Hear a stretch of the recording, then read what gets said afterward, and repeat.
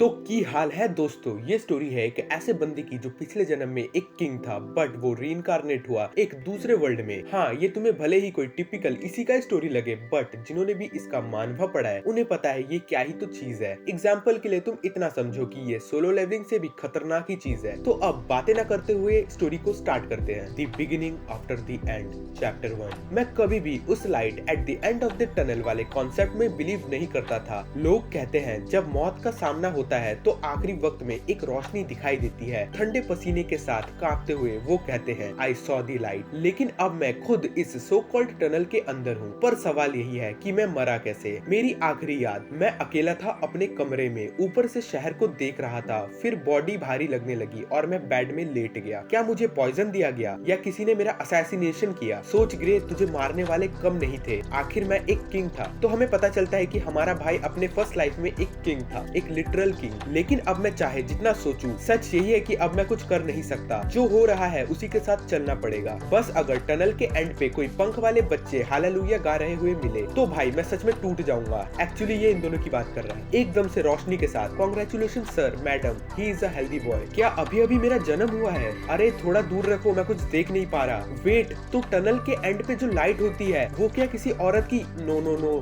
तुम समझ गए ना किस बारे में बात हो रही है।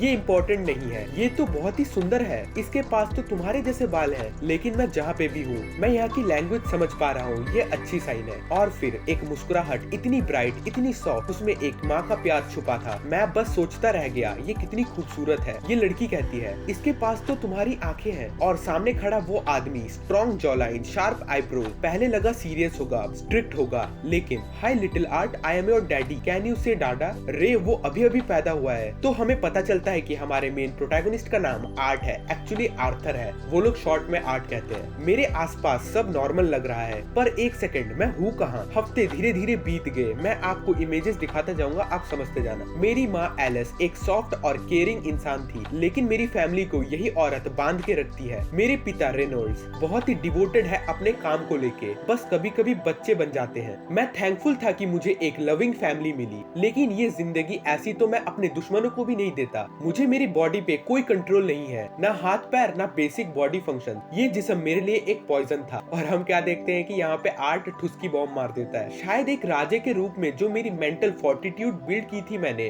वही मुझे अब तक जिंदा रखी है। और एक छोटी सी उम्मीद कि शायद ये सब कोई एक बुरा सपना है। एक्चुअली आर्ट को लग रहा है कि ये सब एक सपना है और वो सपने से बाहर आ जाएगा तो अपने रियल वर्ल्ड में पहुंच जाएगा। एक्चुअली आर्ट को लग रहा है कि ये सब सपना है, अगर वो सपने से बाहर आ जाएगा तो वो अपने रियल वर्ल्ड में पहुंच जाएगा। लेकिन सच्चाई तो हमें भी पता है। अब तक मुझे लग रहा था मैं पास्ट में आ गया हूँ और ये दुनिया काफी पुरानी है। लोग वेपन्स लेके घूम रहे हैं और ये अजीब लिक्विड्स मेडिसिन बोल के बेच रहे हैं। क्या ये सब लीगल भी है? और हम देखते हैं कि कुछ लोग एलिक्सर्स बेच रहे होते हैं। एलिक्सर ताकत के लिए बेस्ट, सिर्फ 2 कॉपर। मैं अपने पति के लिए 3 लूंगी। एलिक्सर्स ले लो, एलिक्सर्स ले लो। और हम यहाँ आर्ट की शक्ल देख पाते हैं, क्योंकि उसे तो समझ आ रहा है ना कि ये सब क्या चल रहा है। भले ही वो कुछ हफ्ते पहले पैदा हुआ हो, लेकिन बंदा मेंटली तो 40 साल का है। मेरा छोटा आर्ट थक गया होगा, चलो घर चलते हैं। फिर आर्ट अपने घर आ जाता है और मन में सोच रहा होता है ज्ञान ही ताकत है। इन कुछ हफ्तों में मैंने इस दुनिया को ऑब्जर्व किया और अब लगता है कि मैं इस दुनिया को समझ गया हूँ। आर्ट के पिता घर आ जाते हैं और आर्ट से कहते हैं मेरा छोटा सोल्जर कैसा है?